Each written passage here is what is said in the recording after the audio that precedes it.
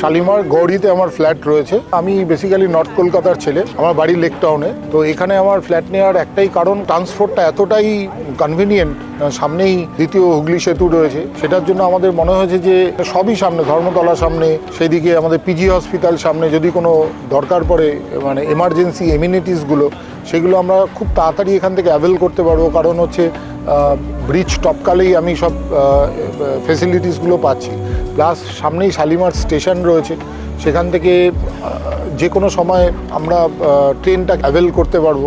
আর second ব্যাপার হলো যে লোনটা আমার খুব তাড়াতাড়ি, খুব কনভিনিয়েন্টলি আমার হয়েছে, কোনো অসুবিধা হয়নি। আমি লটারির মাধ্যমে নিয়েছি, কোনো রকম অসুবিধা হয়নি, এবং sales person they are very good. হ্যাঁ, যে কোনো অসুবিধা হলেই তারা খুব তাড়াতাড়ি হেল্প করে।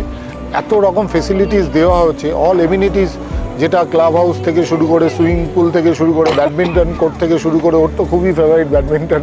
হ্যাঁ, এবং থাকার জন্যও মনে হয় এটি মানে সব রকম এমিনিটিস থাকায় খুব সুবিধা হবে। আমার গ্যারেজও নিয়েছি আমি, তো সুতরাং আমার মনে হয় it is the best project